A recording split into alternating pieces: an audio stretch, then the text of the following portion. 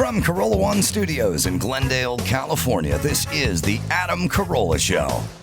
Adam's guest today, the writer, director, and star of Tijuana Jackson, Purpose Over Prison, Romany Malco.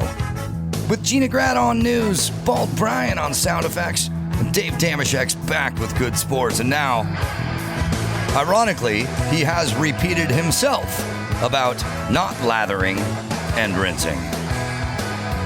Adam Carolla. Yeah, get it on. Got to get on a judge. Get it on. Thanks for tuning in and thanks for sharing. We love that about you. Good day, Gina Grad. Good day to you. And Bald Brian. Oh, I didn't know all that. Romany Malco. From the 40-year-old virgin featuring Romany Malco. He was super funny in that role. He's a very talented guy. The movie Tijuana Jackson is very well done, and it is impressive. And I love. I really realize that the quality I'm probably most attracted to in a human being is I want to do this thing, and then you go do it. You know, like Kaylin was reminding me that when Romany was in here in 2016, he was talking about doing this movie, and now it's done. And all that happens in between is a ton. But I love it. Don't you love it when you talk to someone and they go, you know, I would go to the park and I'd play there with my kids and I'd take the dog, but there were no trash cans anywhere in the park. And so no one knew what to do with their dog bag or their fast food. So I went to Home Depot and I got a bunch of trash cans. I love that person, right? What is like the hero employee at the company who notices there's no tension rods for toilet paper in the bathrooms and goes out and buys a few on their own and installs them on their own. Sure. That's only right. to see the toilet paper propped on top of the goddamn rods. Yes, thank you. Just That's like what we do that. here at Carolla Digital. Well, yes. Everybody talks about it, but when somebody comes back having completed it, it's so rare. I think it's worth getting excited about. Yes, and so Romany did that with this movie, and it's a very funny movie, and he's a tour de force in it. Yeah. A lot of crossover with the character Tijuana Jackson, who does have that personal momentum, like believes they can do anything, even though, you know, maybe the difference between Romany and Tijuana is maybe Tijuana doesn't have the enough lead in his pencil, but he still believes it. He's got that personal momentum. We got a couple calls up here I want to talk to. Romany's going to join us in the second half of the show, so we'll shift to the news a little earlier. Something I've been thinking about for a long time that's going to sound stupid, but it should kind of make sense. Max Zapata, my argument for diamond quilting in automobile interiors. Mm-hmm. Are we ready with that? Or it'll give you a couple minutes, but Ryan could do diamond quilting talk on toilet paper with the rods that he bought. Yeah, what do you want to know? I Go take a picture right now of the bathroom. I guarantee there's toilet paper propped on top of those fucking rods. it drives me nuts. I have the same thing at home. It's like the toilet paper is sitting on the floor next to it, or it's sitting on top of the toilet. It's You know what I have that would eliminate both of those things? I like them. I think they're functional, and I think they look better. The long rod that, like, the nice, like, cute stand that stands on the floor, and you just pile the rolls up on it. Yes, you have the seafood tower of toilet paper. Yes, exactly. The cake tower. Yeah. I think maybe you could probably gauge a nation and the wealth of the nation by how much toilet paper is within reach of the actual toilet if you're sitting in it. I know if you go to some impoverished nations, like, you got to walk 6 miles if you want to wipe your ass. Oh, BYO. We figured out, yes, the toilet paper tower is basically the version of when you go to McDonald's and you go, could I get a ketchup for my fries? And they give you the one ketchup and you go, oh, could I get a couple more? And they take the box and they just fucking dump it on the counter. Get the fuck out of here. That's like a seafood boil. Yeah, that's what the toilet paper tower is. It's like, Yes. look, we could come and replace. You guys fucking are shitting up a storm. You're such ugly Americans. You never stop eating and defecating. I could come in here 3 times a week, or I could just build a pyramid of toilet paper. That's right. You know, when I lived in Greece for a summer. They warned us ahead of time, but you're never prepared for it until you see it. We go, where's the toilet? Because we were living in this little schoolhouse in a very rural community in sort of mainland Greece. And we saw the showers and we saw a grate over the showers, but we didn't see the toilet. And when we asked where the toilet was, they moved the grate. Wow. Yeah. And that is also the toilet. And because, the Greeks invented, democracy, but they never invented piping that works. You cannot put toilet paper in the toilet or the hole or whatever. It has to go in the trash can. Oh. So somebody's job in this communal school was to deal with that. I got to say, again, you can kind of judge the society by the facilities, the bathrooms, and the closets.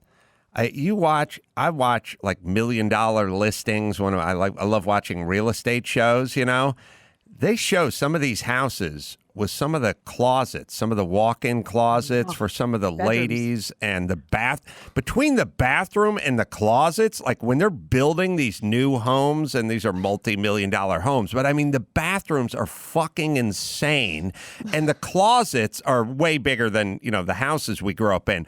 But not only square footage, the cabinetry from Europe, the stones, the fine detail, the craftsmanship. I mean, it's insane what we do in this country for a closet in a bathroom.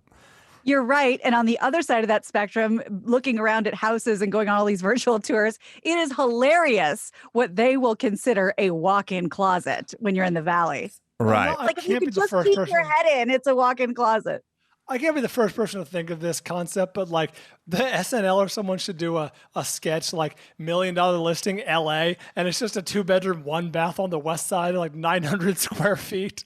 Oh my God, yeah. I mean, $1 million listing is a small nothing. condo in Sherman Oaks. That's right. All right, so this is going to sound weird, and I've been thinking about it for a long period of time, but I really do mean it, which is when 12 years ago or so, I used to go to all the car shows. I still do, obviously. And I used to go to the Italiano concourse in Pebble Beach. And I would look in all these $1 million Ferraris from the 60s, from the 50s.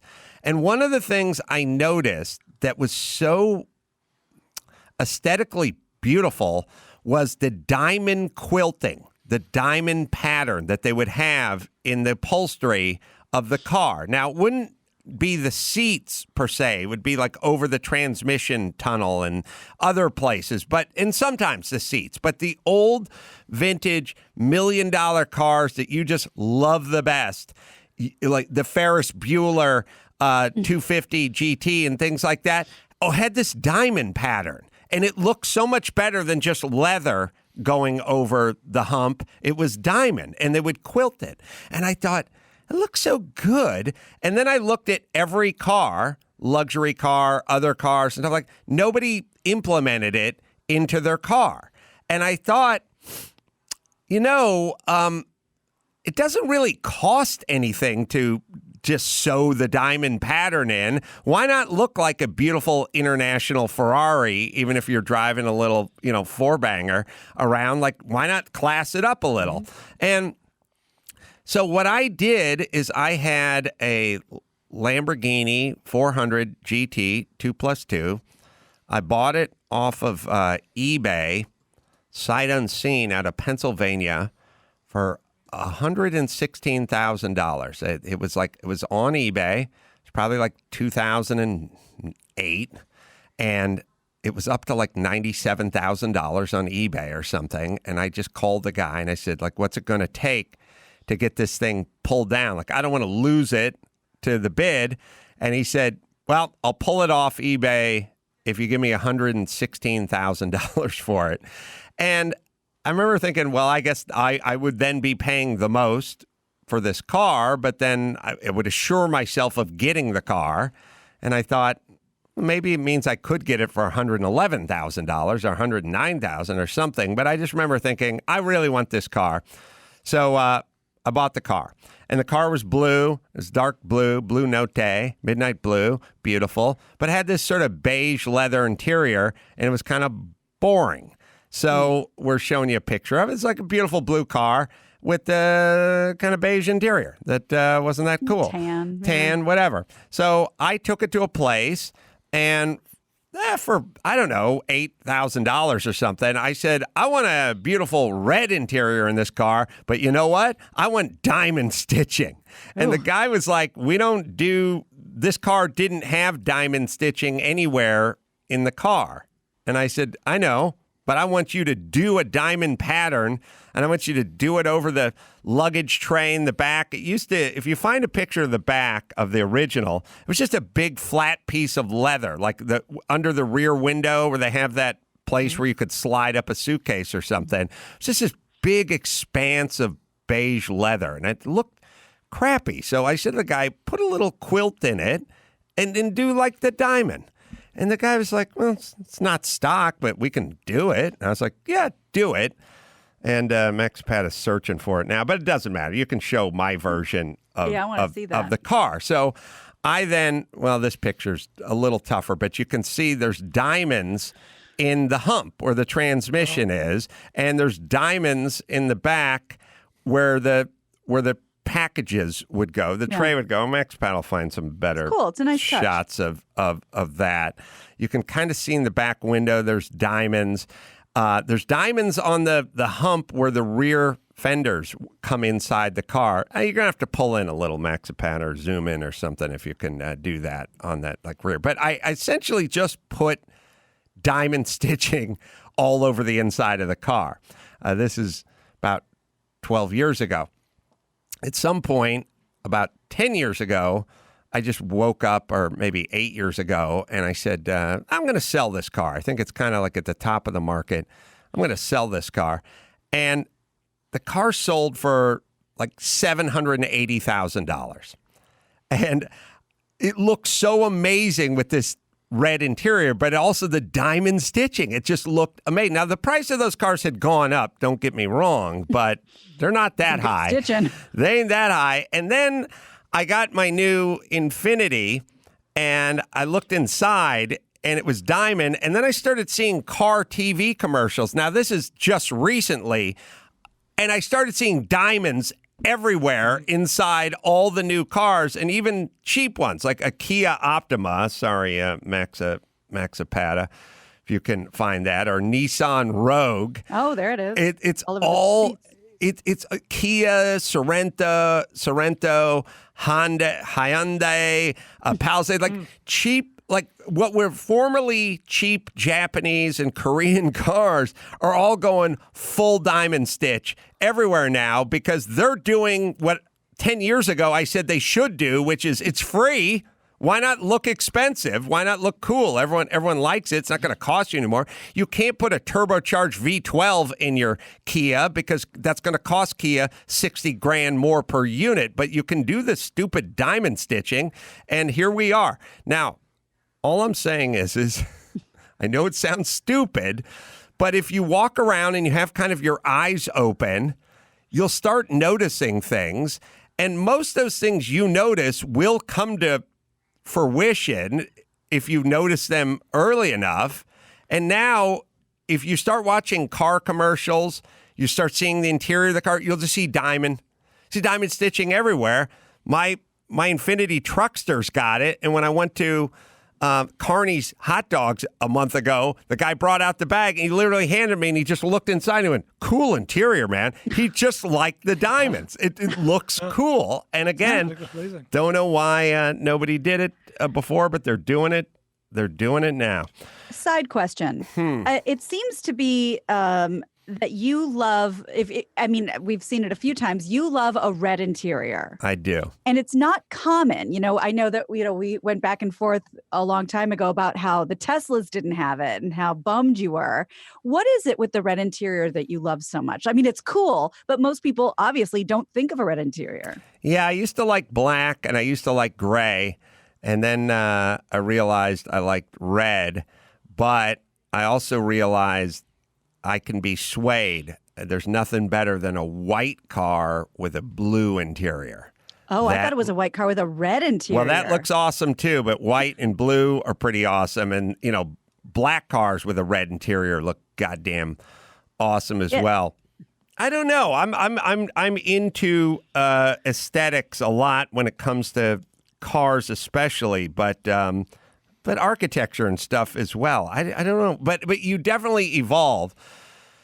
We're showing you the picture of what the Tesla could look like with a red interior in it, a white one, which is goddamn awesome, but they just didn't offer it. All right, we have a Hector up there. It's got the real story, the true story about the North Hollywood bank robbers and the lawsuit, and Hector, 42, Las Vegas. Hey, what's up, buddy? What's going on, man? What do you know? Well, you know how they all those guys got all arrested, and then they found them with all those guns and duct tape and shit in the back of their. Yes. Well, all that stuff. The reason it was returned to them was because there's a high profile special investigation group under LAPD. They're kind of like hush hush, like deep cover dudes. Mm-hmm.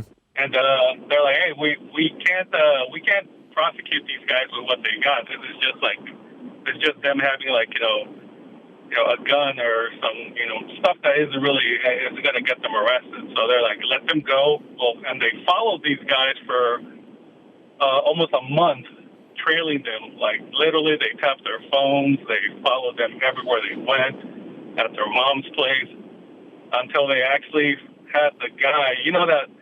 When they found the guys, they said that it was an off-duty cop that saw the bank robbery going on. Mm-hmm. That wasn't an off-duty cop. That was the guys that was tailing them. I never thought about it. They never showed the scene in a movie, but it would seem like if you were in deep cover and you were assigned to tail a guy and watch his every move and surveil him at home and his phone calls, you'd probably see that guy beating off 2-3 times a week, right? I mean, easily. Like the guy's always 27. It's not, you never do it to the old timer. You know what I mean? Like it'd probably be like, he's heading into the bath. Oh shit, he's getting the jerk. God damn it, he's beating off. He's beating off again. You follow your average single bank robbers are single dudes. They're 28. Testosterone fellas. They got a lot of testosterone. Virile. You follow this guy. You follow the guy around for a month in deep cover, camped outside his house. You got the binoculars out. You got the house mic'd up. Night vision. The over-under on times you seeing this guy beat off got to be 57. Mm-hmm. Maybe 60. I don't know. Did you witness him beating off? I got to crunch a couple numbers, but... And then maybe it's a way like they do like in those gangster movies where they go to the corner and they like hold the newspaper over their mouth and they talk at the bus stop because there's lip readers. Maybe the guys know that if they announce they're going to beat off, it'll get the undercover cops to shut the fucking mics off. He's going to go for a coffee. Yeah. I never thought about they don't highlight those scenes in movies, but it would seem like you'd have to be dealing with that a lot. If you want to get into the real. You're getting into the real. So Hector says they gave them their guns and police scanners back, and then they followed them around. But on the other hand, nice job, LAPD, because you followed them to the bank, and then they pulled out their Uzis and started unloading on everybody. Like, tell that to the people in the bank. Yeah, you gave them an escort to the bank. Sorry. They didn't expect that to happen. They always get caught, and so a lot of times these guys they just freak out, they run, or they'll surrender. So they weren't expecting a firefight like these fucking guys gave them. So that's why all these cops that showed up, all they had was pistols. Nobody had shotguns. Nobody had any armed. This whole robbery is the reason why all these cops now are funded to have tactical gear. Because of that one robbery. They had body armor on. I think they were beaked up on like methamphetamine or something. Like they had pills in them. And the cops had pistols. And these guys had AK-47s. And they couldn't do anything. These guys just stood in front of the bank and just fired away. So the cops took off to B&B Guns in North Hollywood, tore down the front of the place, ran into the gun store and grabbed a bunch of high-powered weapons and ran back to North Hollywood. B&B Guns Because I used to live in that neighborhood. It's not across the street from the bank. It's a little hall. You got to go, down Laurel and, turn right on Oxnard or whatever. But literally, can you imagine the length of a gunfight with bank robbers where at some point when you're like pinned behind your patrol car and you're totally outgunned, you're saying to other cops who are pulling up with revolvers, don't bother. Yeah. Go find me some heavy artillery. And the cops are like, we don't have heavy artillery. And then someone goes, go to B&B Guns in North Hollywood across from the Dales Jr. and tear the fucking security grate off the front and bust in and steal some high-powered weapons and bring them back. That's a crazy world, right? Yes. I'm glad they thought of it. Well, those guys were open. What's that, Hector? That gun shop was actually open. Oh, was it open? Oh, I thought they thought it was closed. Oh, good. Yeah, it was during some normal business hours. They just were knocking down the place because they're like, let us in so we can get our fucking gun. Right. Oh, they didn't. They were freaked out. Obviously, it'd be weird if you owned a gun store and a bunch of cops came. You'd think it was guys dressed as cops or whatever, but they were just trying to run in there and grab all they could grab. Or there's your country's been invaded and it's coming down your street. Mm-hmm. Yeah. Red October, man. Or, no, Red Dawn. Sorry, different movie. All right, JT's from Seattle. Speaking of which. Got a question. Let's see. JT from Seattle, line 1. JT? Hey, how's it going? Good, man. What's going on? Well, I just had a question for you. Mm-hmm. I've been watching what's unfolding, mainly up here in the Pacific Northwest in Seattle and Portland with the riots and Antifa and all that. Now, and one of the things I think we're going to see, it's just a matter of time, and I wanted to see if you agreed, is that we're going to start seeing the violence increase and seeing the tactics that they're using, the kind of where they're getting their ideas. I won't be surprised when we see a suicide bomber engage with police or some type of, quote unquote, some type of resistance to this whole thing. What do you think about that? Do you think we're going to see this continue on at least until November 3rd, or do you think somehow it's going to calm down before we get to that point? First things first, like, hey, Portland, you're supposed to keep it weird, but you're not supposed to be fucking burning shit down, you assholes. You keep it weird. That's the whole Portland thing, is you're the guy supposed to put on the Superman cape and play the banjo at the ball game, and follow fish around and kick the hacky sack and make your own bong out of an apple. You could keep it weird, not violent. Not violent, and the looting and the destruction and the burning. Keep it weird. Remember Portland? It makes sense to me that something catastrophic is going to happen that's going to cause a sort of that's going to cause the federal government and the reserves and everything. Something big is going to happen, then everyone's going to go, all right, close it down. Like, no more of this. We can't do any more of this. But also, it strikes me that the people that are involved with this are oftentimes cowards, I feel, and have a lot of impunity. Like, they don't feel like the cops can hurt them, and they don't feel like anyone can hurt them or do anything to them. And I feel like killing themselves is not really on their agenda, although there's nothing to say that some Al-Qaeda guy or some other person couldn't just join the group and blow themselves up. That's exactly what I was thinking. It's not going to be some, kid from Portland. It's going to be some outside influence, at least historically. But just so you know, it is breaking that Trump is sending in federal agents to cities. Speaking of the law and order thing we talked about on another show. So that is happening. So I don't know if that's going to escalate or de-escalate. Something tells me it may escalate. Either way, I think that the problem is the notion of if you just kind of get out of the way, things will kind of work themselves out. I was actually talking to Drew about this the other day, which is, we sort of have that feeling with nature, like, hey, man gets in and mucks it all up. So if you just sort of step back and let nature alone, it corrects everything and it fixes everything. But no, not really. I feel like I was funny because I was walking on a path. If you ever go like on a path in L.A. where it's like man hasn't touched it, it was just scorched earth and weeds growing up out of the ground. Like it's much nicer when we get involved if we do a good job. The funny thing is when it was just mass hysteria here in Los Angeles for, 4 or 5 days of looting and burning and businesses in Santa Monica calling the police saying, they're busting down my business and they're like, we can't help you and just all the craziness. Now they are starting to make arrests. So teenagers who are like, oh, sweet, the van store, whatever on Fairfax. And this is, you feel not only invincible, but anonymous. They are making arrests now. So don't get too comfortable. They're like, some of these people are in real trouble. I mean, there's films of everyone, one guy, they found a charred remain, like they found a dead body in one of the, I think they found a charred body inside a pawn shop. Yeah, sorry, Dawson. And there's also a picture of the dude like standing in front of the broken window with his shirt off, like holding some kerosene going, hey, look at me. And it's like, I don't know if that guy was up for murder charges, but he is now. I don't mean up for, but I think he was up for going outside and fucking raising a little hell and having a good time. But sometimes you throw some oily rags into a pawn shop, and sometimes there's an old guy sleeping in the back, and sometimes that guy can't get out, and now you're fucking up for murder. Yeah. Like that's, hey, they got pictures of the chick who like burnt down the Burger King.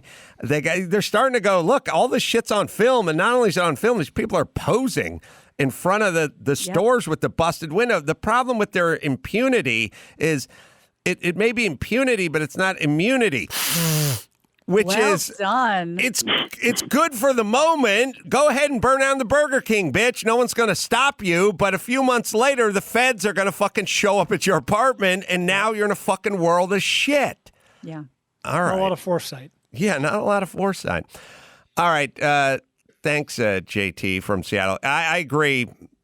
Something big and scary may in fact happen. Let's see. California's wildfire prevention. We're getting into fire season.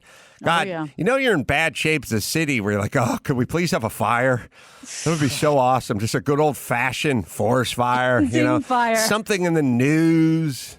Just to see the majestic helicopter dropping the water over Malibu and the reporter standing at the reservoir with the thing sucking up the water. And we've talked to the mayor of Canada. He's going to lend us some of his airplanes. Mayor of Canada. Sorry, Scott. What do you got? Did I hit Scott? Yeah, hey. Yeah, hey. Yeah, so I work up here in Plumas County where we're a logging community. We got hundreds of pieces of equipment out in the woods right now. A little fire starts in the town over, and we're not allowed to just bring our equipment and say, put us to work. We got to wait for them to go down the list. They call people in from hundreds of miles away, and they dick around, and they just let it all burn. And the whole community of Paradise burned. Yeah, it did. Yeah, it did. Napa Valley. I know Paradise well. And the reason I know Paradise well, which is up north, maybe I don't know it that well. Is it north of San Fran? Is it further? It's north. It's right next to Chico State. Right next to Chico It's pretty far. So north of that. I've been there a few times, and I've also, there's a good old tall bridge over, like a trestle bridge over a river that I remember. It's a good jumping spot. Like you can climb up to this bridge and jump it down 30 feet into the river. But the reason I know Paradise well is my mom's seemingly only friends were the Graviches, and they lived next door to us in North Hollywood. And there was a single mom, and she was one of the meanest people I've ever met in my life. She was Dorothy. She was a very angry woman. And I remember climbing up her tree once out by the curb and plucking a couple of plums and her coming out like screaming at me, yelling. Again, we were talking last show and those sort of vernacular things there. She's like, young man, you march yourself right home. March it home. It's like I had to march home. But could you imagine Lynette like seeing a kid picking a plum in the fucking front and come out with a cigarette screaming at the kid? I don't know what the fuck, what was wrong with our childhood. Like every adult was super angry and it's like this was Huck Finn shit. Like I was barefoot. I climbed up. I was. By the way, I needed something to eat. Like we didn't have any food. So Lynette would go, wait there. Let me get you a tote. So yeah, let me call Grubhub. So she was this super angry single mom and the two kids. And when I was like 9, they just moved. And I never saw them again, except for they moved to Paradise, California. And, of course, my mom would be like, Dorothy's in Paradise. We're going to go to Paradise. We're going to visit them. They've moved there. And it'll be fun. We'll see Dorothy. And I remember they said to me, like, you stay with Ed. Stay with the son. He's up there, too. And I was like, oh, okay. The guy's, like, living in a cabin with the sofa that was all caved in with the dog hair all over it and the weirdness, and like I just had to sleep on the sofa. Like it was a hellscape. But the Paradise is where they all moved to, and then of course because the Graviches dominate all conversations I've had with my mom as an adult in the last 30 years. Of course, I got every bit and piece of the fire sweeping through Paradise as well, Scott. Also, it could have been prevented. Is the whole thing is that the environmentalists won't let them cut the trees. Cal Fire knew that town was going to burn if the fire hit just right, and there's hundreds of communities that are the same way. They won't let us cut the trees.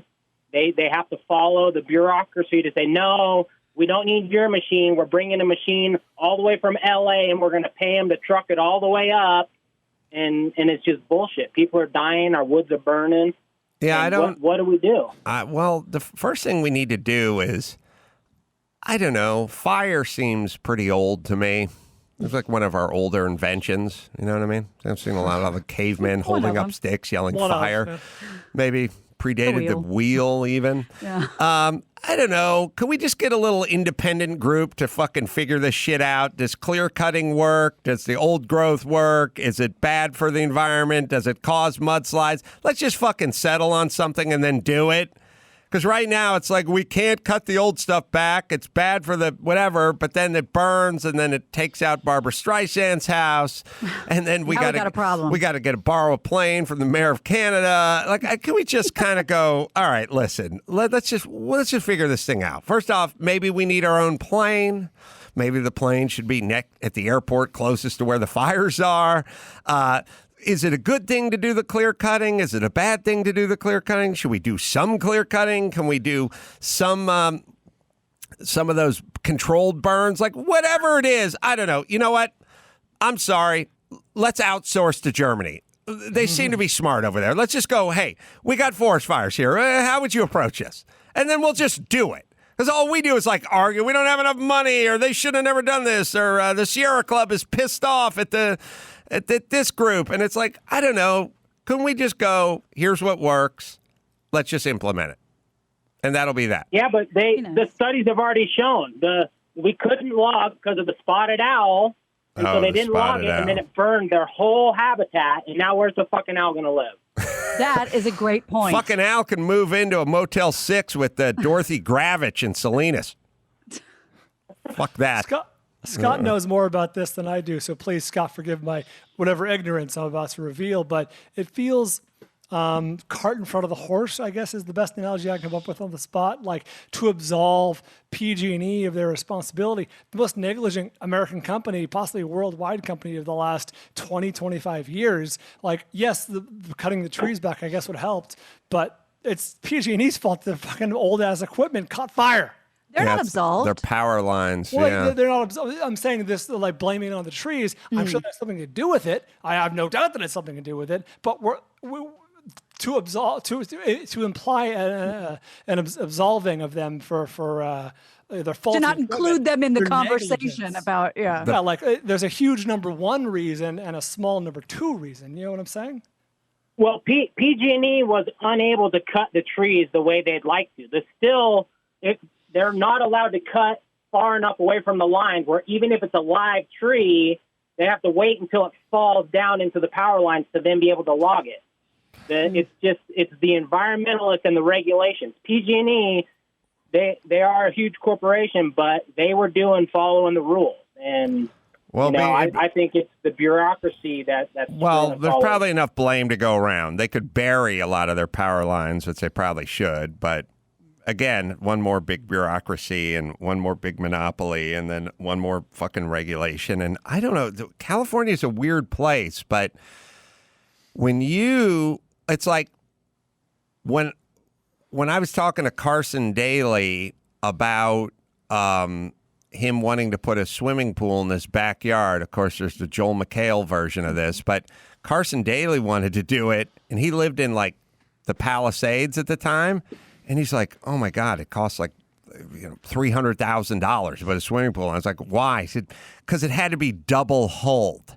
Like it literally had to be like a tanker with a double hull because the environmental restrictions are so insane there that if the pool leaked, they didn't want the chlorine water or the pool water like getting into the ground table water and all that kind of shit. And I'm all for catalytic converters, and I'm all for clean water and safety and all that kind of shit. But California has a handful of fucking kooks that are just setting regulation for everybody and everything. And if you want to build, you got to pass it all through them.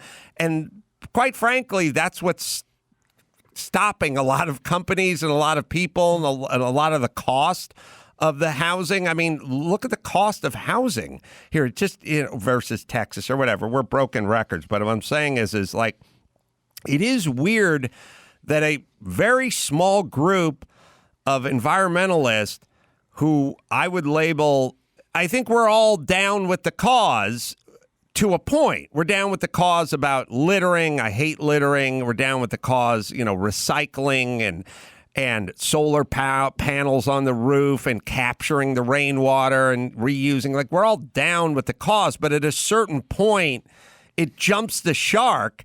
And I'm not down with that cause because now there is a limit to the safety and there is a limit to the environment. There's a practical limit to all this stuff. And when you pass it, then you don't save spotted owls. You burn spotted owls because the whole fucking place goes up. All right. Sorry, got me started. Romany's going to be on in a few. We'll do the news in a second. First, I'll tell you about Burrow. Love your current couch, or is it just something you're sitting on? I think you know the answer to that. Now's the perfect time to replace it with a sofa you will love. Burrow. Unique features you won't find in the big box store sofas, like built-in USB phone chargers, durable scratch, and stain-resistant fabrics. Customize your sofa to fit your decor and your needs. Pick your fabric color, leg finish, armrest style, and length. Over 23,000 ways to customize. Assemble or break down your sofa in minutes. No tools needed. Plus rugs, coffee tables, love seats, armchairs, ottomans, and new modular shelves as well. Fast, free shipping, and zero interest financing. Right, Dawson? Go to burrow.com/Carolla to get $75 off your purchase, plus fast and free shipping. See site for details. That's burrow.com/CAROLLA for $75 off. All right, let's take a quick break. We'll come back, do the news right after this. Give me the news with Grad, news with Gina Grad, breaking viral, all those crazy Trump tweets. Give me news with Gina Grad, trouble in the Middle East, celebrity drunk meltdowns. Deep news with Gina Grad. The news with Gina Grad. So we can't seem to get away from Kanye stories because things keep happening. And after his wild presidential rally, West headed to his ranch in Wyoming, where he got a very special visit from a man named Dave Chappelle. And the visit comes as his family reported fears that West is going through a mental breakdown. Kanye gave that emotional speech we talked about in a bizarre campaign rally in South Carolina. talking about how he, wanted to abort his daughter North and then saved her, and he was crying. A source tells the Britons The Sun that Kanye fled to the couple's ranch because he's very paranoid and is convinced he needs protection from Kim and her mom, Chris, even though they're trying to help him. Here's a clip from the video taken by West as he tries to get Chappelle to say something profound and uplifting. It's a little uncomfortable, but, it seems Dave's happy to be there for him. We need you. Just give us one thing to lift our spirits, Dave, please. Uplifting joke. Now, you know I don't write them. Okay.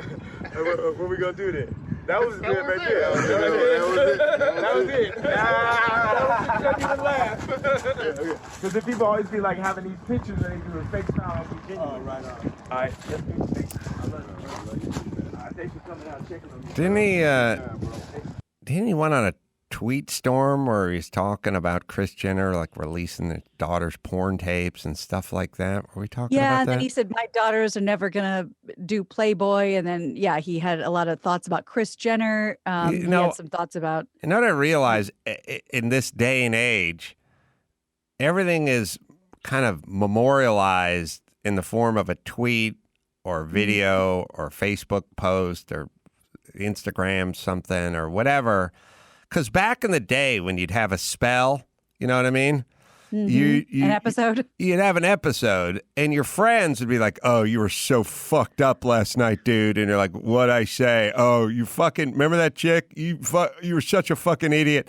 You said, you kept calling everyone captain and you kept explaining that we had to get back to Mexico, and you kept talking about Nazis. You called the bartender a Nazi, and you're like, oh fuck, man. Except for it wasn't captured. You know what I mean? Like it wasn't there forever. It's just a sort of memory of you being fucked up. By the way, from other people who were fucked up. So like it wasn't that bad. I don't know why, but this story just jumped into my head. On one of our many stay in Tijuana, sleep on the beach of Rosarita tours we used to go to every year. We just go there in trucks and flop out on the beach. And one night we went into town. Can't remember if it was Tijuana or not, but we went into town and we went to a really bad strip bar. And one white like surfer guy was so obliterated that he like climbed up on stage and like dropped his pants and was waving his dick around, and security was like got him out of there. And it was funny. And just by chance the next day we're flopped out on the beach and there's people flopped out and surfer guys and people drinking beer, and just from the group of dudes that was 10 feet away, we heard like three of the guys going, dude, you were so wasted last night. You were on stage. You pulled your dick out on stage, dude. And the guy's defense was, we're in Mexico. Who cares? Nobody saw it. No one remembers it. And no one was there. So who cares? A couple of whores. But of course, we had to then go up and go, hey, it's the dude who had his dick out last night, which, of course, what could delight his friends more than that proclamation? But now everything is just forever captured in a tweet or a video or a snap, whatever, picture, whatever, and it's just there. Because in the past, Kanye or whomever would have an episode. And you just hear these sort of secondhand stories. Oh, he was out of his mind saying crazy shit, or he said this, or he said that, but it was never there. It couldn't pop up on TMZ. Right. And maybe he did, maybe he didn't. Like it's a he said, she said. It was always, you never could verify it. Right. Right. So when I moved to New York when I was very, very young. Although, wait a minute. Yeah. Wouldn't it be great if we had high def video of like Fatty Arbuckle drunker and shit, like dropping N-bombs out front of a club from 1932, or I don't know, Ginger Rogers, or Buster Crabbe or Buster Keaton or something like any Buster, old timey Biggie, the Marx Brothers. I mean, imagine Abbott and Costello, but just high def color of them in their 30s, like obliterated, and calling some motorcycle cop monkey nipples or something. I mean, that would be kind of cool to have now, right? Yeah, absolutely. Just follow around Sinatra for years. Imagine that. What you get. Oh, yeah. All right. Sorry. Go ahead, Gina. New York. No, you actually saved me from myself. So let's move on to New York. Yeah. Okay. Of course, I used to go to these like gay cabarets where everyone would like. They're just called cabarets.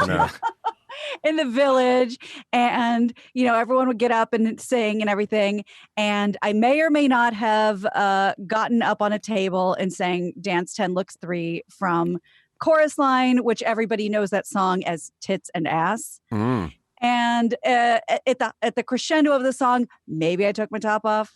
Maybe I took all the top off. Maybe everybody was cheering and clapping. Maybe I got pulled off the table by the lesbian who owned the joint that said I was about to make them lose their liquor license. Put your clothes on. What's wrong with you? No record of it, except you just got to take my word for it. Speaking of license to lick, the lesbian, I got to believe when she pulled you off stage, them big hands are waving in the air.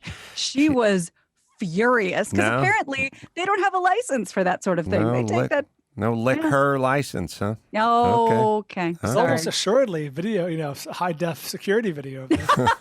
Yeah, go somewhere in the basement of New York, a New York cabaret. Yeah, those are the good old days. So let's talk about when animals don't attack, because I have 2 videos that are really making the rounds right now. This woman climbed into an alligator pit and wandered freely around dozens of gators while she tried to fetch her wallet. And by the way, so did her young son. The scene played out at Safari North Wild Park. You'd think in Florida, but no, Brainerd, Minnesota, with people looking on, watching the mom and the son just kind of meander around down there with the gators.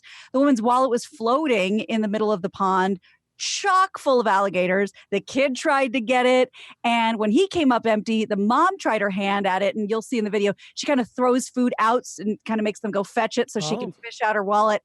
I'll show you the video. Here, we have it right here. So there's, I don't know, maybe don't do that, you'll get eaten. 8 or 9-year-old. Why? What'd she do? Like her wallet fell over the railing and landed in the water? Or she threw it. Who knows? There it is. It's that tiny little pink dot near the ramp. Mom gets up on this plank. Oh, dang. The water's full of alligators. She's throwing food out.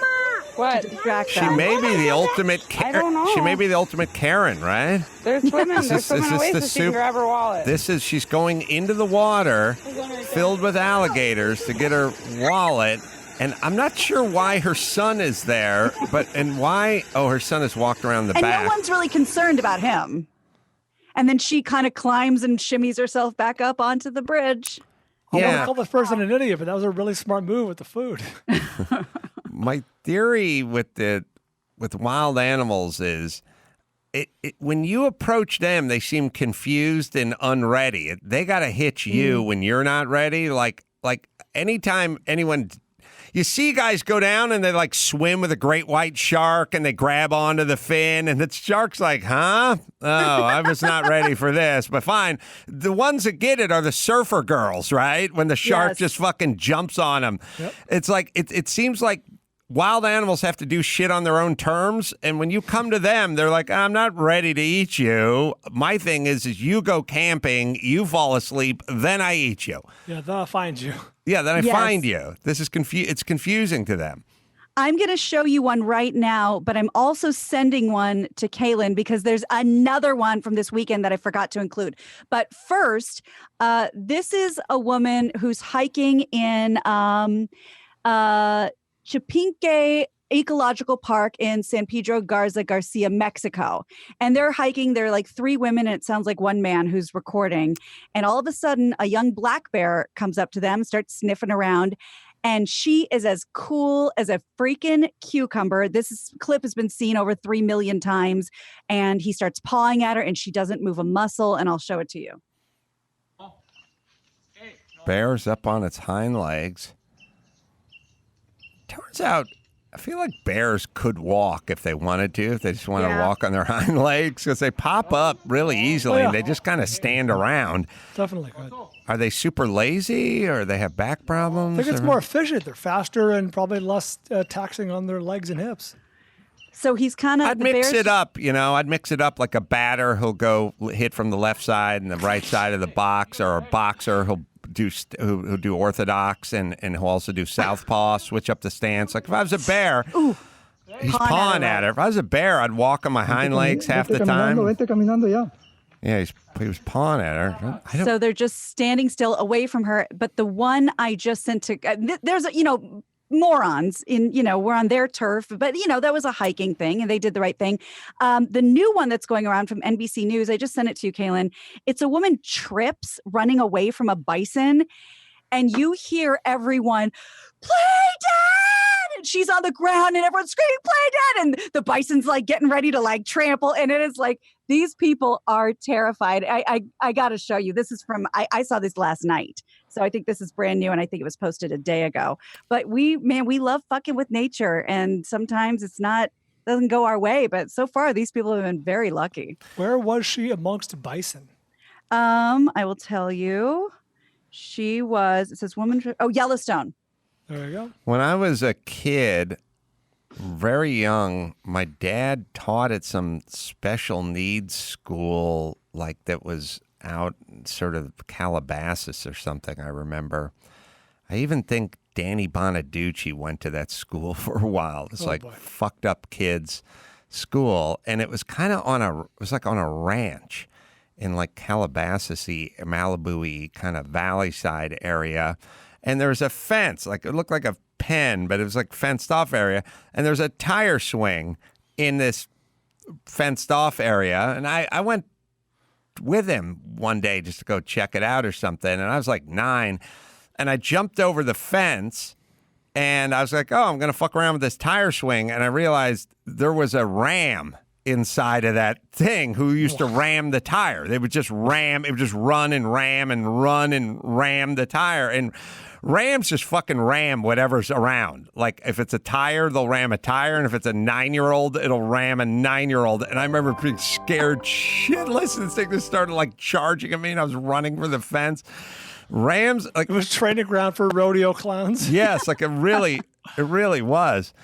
All right. We have that yes, video we have if you it. want to see it. Yeah. Yes. It's bison. It's open country. Now there's a human being laying down. You'll see. She just charged. Do we have volume? Hold on. Well, there's no audio in this clip. Oh, okay. So at least in the other clip, you hear people going, "Stay down, play dead, don't move," and the bison's sniffing around this woman. And does a little bit of a charge thing, and the husband is a good husband because he's trying to distract the bison, and it looks like he's trying to get her back. Oh, he's trying to get her. I wonder if someone fired a gun. That bison ran maybe quickly.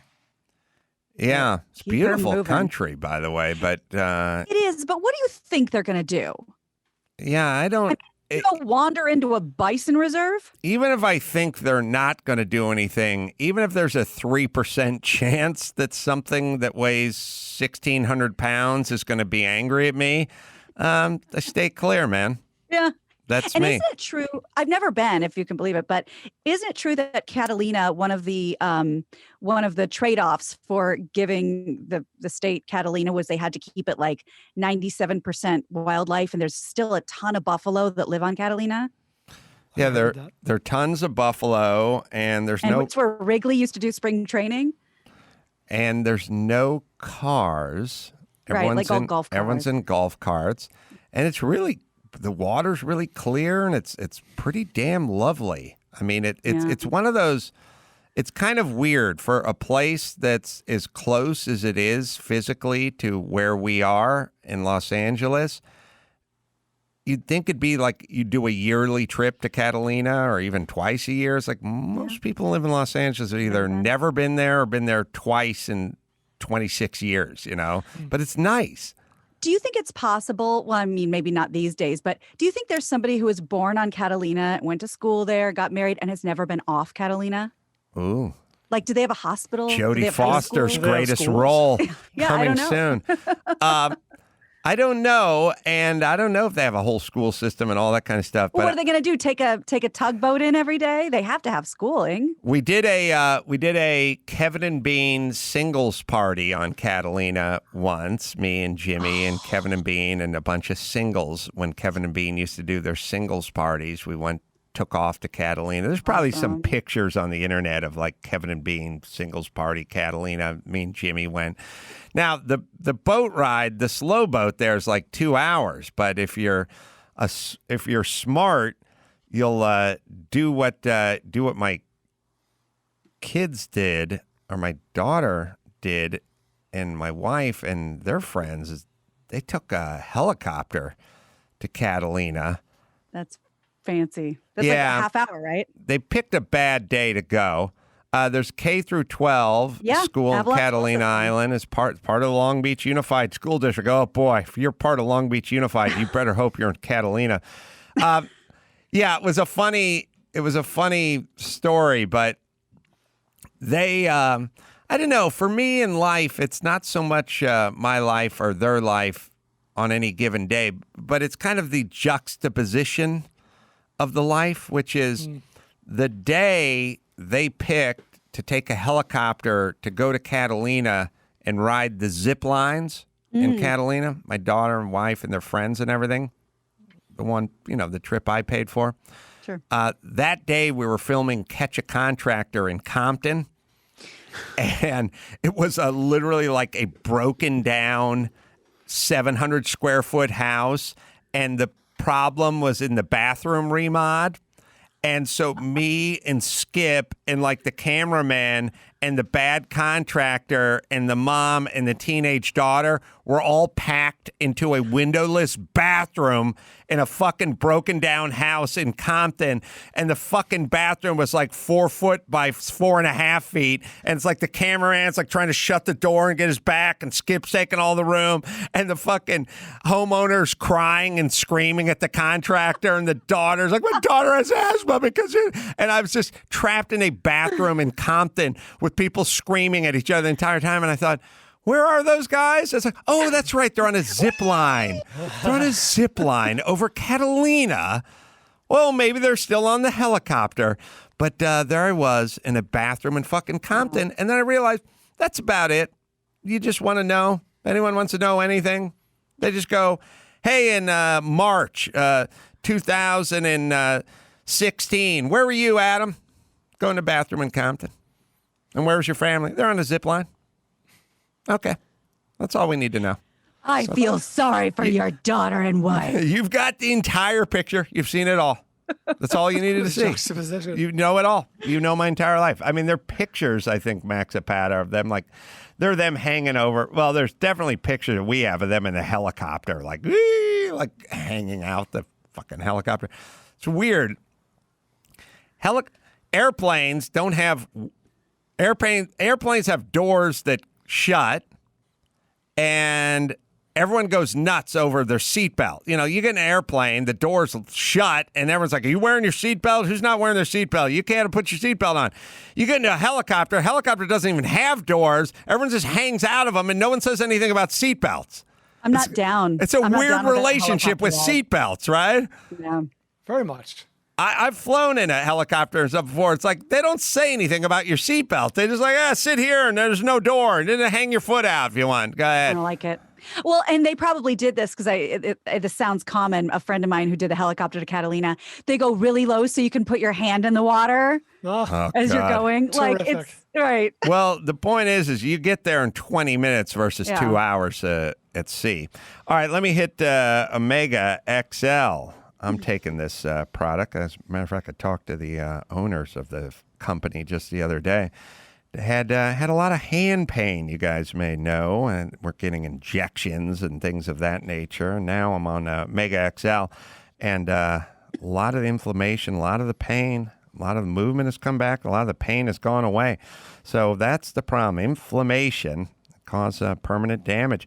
Backed by 35-year clinical research, Omega XL attacks inflammation and causes that's what causes the pain. So they go after the inflammation. It's not a pain pill. It goes after the inflammation and it relieves the pain, and works a lot better than the topical rubs and all those kind of things you see over the counter. Omega XL, it neutralizes the inflammation that causes the painful stiff joints and muscles. So if you're suffering from the aches and the pains, get on this stuff like I am. Right, Dawson? Order Omega XL now and get a second bottle free. Visit OmegaXL.com/Adam. That's OmegaXL.com/Adam. Or call 1-800-844-4888. 800-844-4888. 800-844-4888. We have a helicopter pick here, Mexico. No, it's not a helicopter. Oh, zip line action. Yeah. Look how little. Look how much fun they're having. Except for Sonny. In a bathroom. Yeah, Sonny doesn't seem pleased. Trapped in a bathroom in Compton with 5 dudes and no Wait, windows. I'm sorry. I know this isn't the point of the story, but there is no way Sonny got on that zip line. Sonny was such a wuss when he was a kid. I think he's getting over it now, but goddamn, zip lines in Catalina midweek. Helicopter. And people say to me all the time, they go, when are you going to have enough money? I go, when I can live the life that my wife and kids live. That's when I'll have enough money. Because I don't live their life. I'm in the bathroom in Compton. They're on the zip line on a Wednesday. That's the life I want. All right. It's not like an '80s police chief like threatening to bust like his wild card detective. You'll be in a bathroom in Compton by the end of the week. It was really. I've said a million times. People think it's show business. It is show business, but when you're in the bathroom in Compton, you're in a bathroom in Compton. I don't fucking care if it's show business or not. That's where you are. That's you spent your day in a bathroom in Compton with super angry homeowners and super angry or remorseful contractors. All right, let's do another one, Gina Grad, and then we'll get Romany on. So a northern Michigan restaurant lost thousands of dollars in sales after a busboy said he had COVID-19. There was a big wedding planned. There was a rehearsal dinner, and everything was called off because this busboy got sick.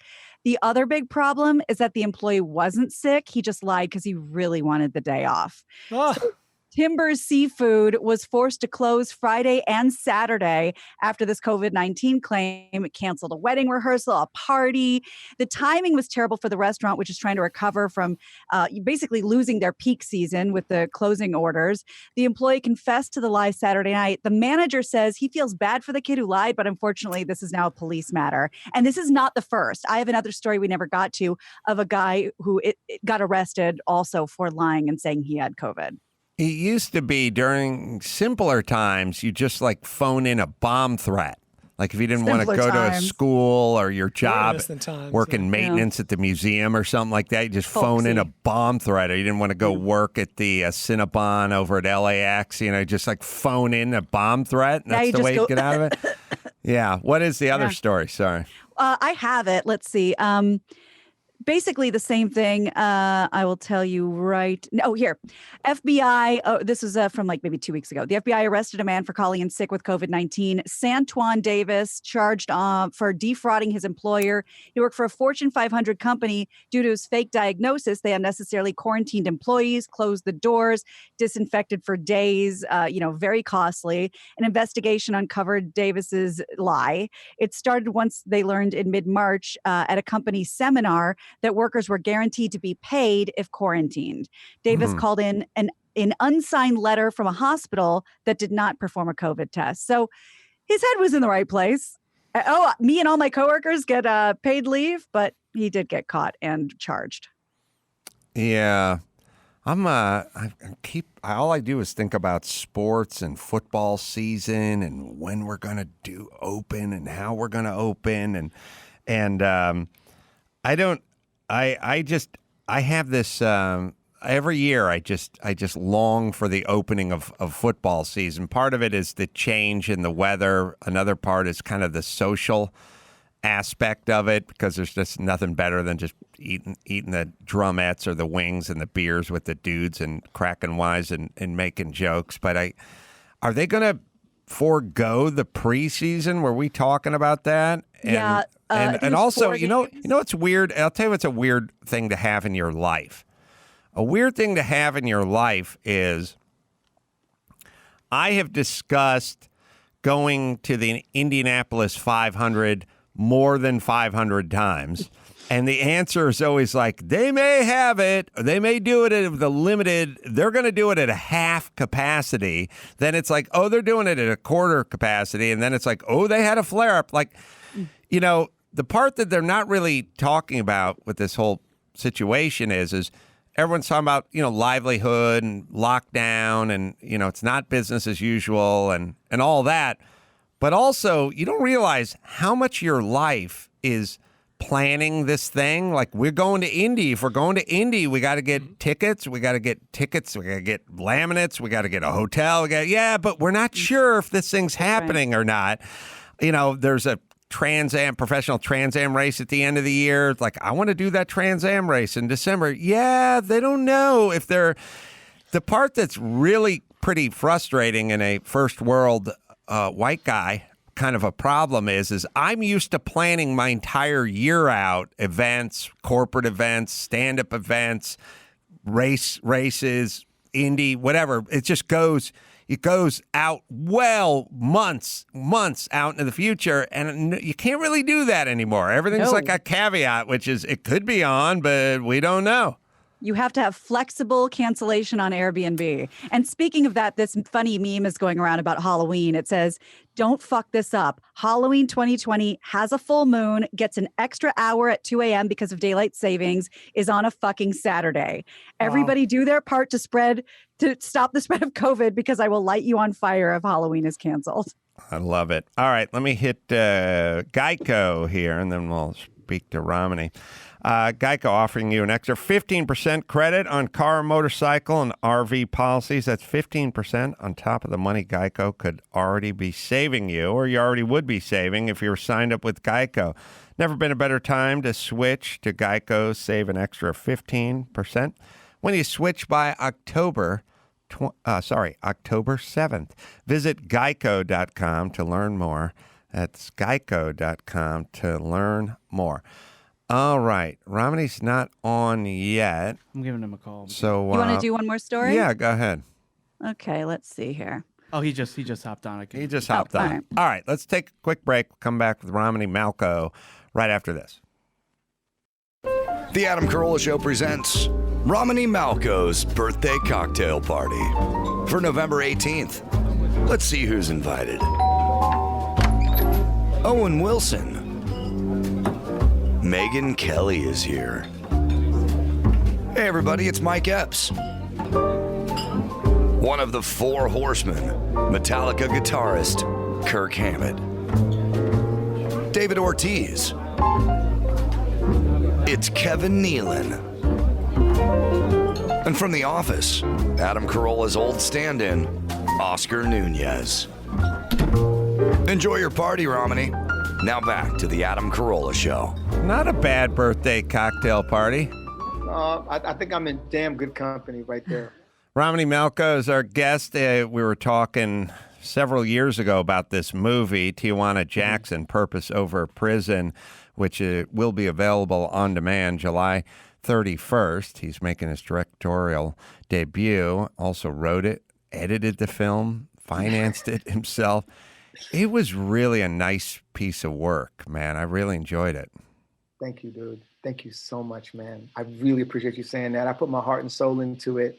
And I have this problem with Hollywood. They always want to distinguish comedy and drama. And all my life, it's all been the same. It's all one and the same. I'm glad you brought that up, Romany, because we all saw the movie and I think we all enjoyed it. I certainly did. One of the things I liked about it best was you nailed a very difficult tone, which I imagine helps because you wrote and directed it and you obviously know the material well, but like that tone where you're being funny. It's a comedy, but at the same time, there's some real like pathos there. You know what I mean? Like some truth and some real life in there. And that's a tricky tone to nail. You could easily teeter off that sort of fence either way, but yeah, I think you nailed it. Good job. Yo, thank you very much. Every scene you ever see me do in any movie, that's what I'm wanting to do. I'm like, it doesn't have to be broad. Can't we just keep it real and make it funny at the same time? But I understand that, every movie has its different tone. And sometimes when you're wanting to sell a movie overseas, you want the comedy a bit broader because their, non-English speaking audiences may pick up on that easier than necessarily some of these very community specific jokes. And kind of to Brian's point, it could have, if somebody else, if this movie would have been in the hands of somebody else, even if you still wrote it, it would have been a caricature and not like, oh, wow, what, that guy's a character. No, that guy's a caricature. And to keep it away from just that kind of almost dehumanizing the character, really, it just made the movie wonderful. Gina, thank you. That really touches me. And that's really overall. If I were to say that the overall hope for this movie was to kind of help us develop more empathy. Just imagine if it were my job to write your story every single day and broadcast that to the world every single day or every single week. And each time you went outside of your house and you didn't live up to the image that I had broadcast for you, you were interpreted as a disappointment, or you were interpreted as a sellout, or better yet, maybe I depicted you as a threat. And so as a result of that, you were demonized. Mm-hmm. That's pretty much what happens when you have people writing stories for you who've never really lived in your shoes or never experienced your community. And so I wanted to kind of show the world like a more authentic depiction of what I think it means to be human. And you might look at this character and see my brown skin, but I guarantee you got somebody in your family just like this dude, if not in yourself. I'm glad Romany played the lead, because if Will Ferrell had did it, it would have been problematic because there's about 157 N-bombs in there. And I think Will, especially in today's climate, I just feel like he's a lovable guy, but he's not untouchable. The first couple you could let go. After that. No, I don't even know, man. It's funny though, because like, that's the cult. Like, I'm that dude. This is horrible, but I'm that dude that was like, when I was growing up in the neighborhood, my friend's brother would get out of jail and nobody would want to hang with him. The system doesn't just ostracize you, your family ostracizes you too. And I never had the heart to turn my back on dudes when they got out of jail. So I'd end up going on double dates I had no business being on. I'd end up hanging out in places and dropping people off at places I had no business going. But through them, I kind of learned this empathy for this character. And that's how it really came about. You know what I mean? The dude that's dropping the N-bombs and like, he's so, it's the irony of someone who's institutionalized as him trying to tell you how to liberate yourself is just, that's all of us to me. So every American. I've been through this process a couple of times. You raise money, write the script. It's a pretty thankless task. You don't do it for the money. I don't even know why you do it. You just do it because you had this idea and you want to see it executed, right? You want to see it, and then the shoots, especially when you're in every scene, the shoots are like super grueling because the limited budget. Everyone thinks it's about special effects or something, or hiring A-list actors. It's really about time. It's really about doing a 17-day shoot versus spreading it out over 2 months or whatever. How many days was the shoot? 18 days, bro. And can I tag in there? Yeah. Look, man, I completely understand that independent film, first and foremost, is it's the most uncompromising form of artistic expression in film. I get that that's it, but I'll be real. I made this shit to tell a good story and to make money. And that was the reason that I set the price point that I set at. I set the price point where I set it, which was I didn't want to make a film for more than $500,000. And I was very blessed to be able to get Regina Hall because she helped me package the film and make it attractive to investors. I was able to raise a lot of money through crowdfunding, and crowdfunding is probably harder than actually making a damn movie. And I went about it in a way to where I could use technology and really savvy people like my director of photography and friends of mine who were editors that gave me advice on how to go about editing and different softwares and whatnot to make this film look like it was a $5-10 million film. And as a result of that, there was this ownership that I had, so that when I went about my distribution deal, I wasn't even beginning to consider giving up, the lion's share of my film. And so keeping it real, hey, don't get me wrong, kudos to you, bro. But this dude right here, this black dude right here, he trying to make money. Yeah, it'd be nice. I sort of gave up on the making money part of the making films part at some point. At some point in my career, but I make money doing other things, and I like the films because they're permanent. I've always felt like all the talking just kind of went up into the ether and disappeared. But the films, that's something you can leave behind, or book, or something like that. And so, speaking of books, I feel like you might have a book in you. Are you thinking about a book? I mean, you have a lot. I mean, your character obviously is a character, but there's a lot of reality there. There's a lot of real advice there. And so you wrote the script. What about the book or a book? Yeah, the character's written a book. It's called Tijuana. It's called Prison Logic. It's an ebook. It'll be available. It's around here somewhere. I guarantee you'll see it pop up soon.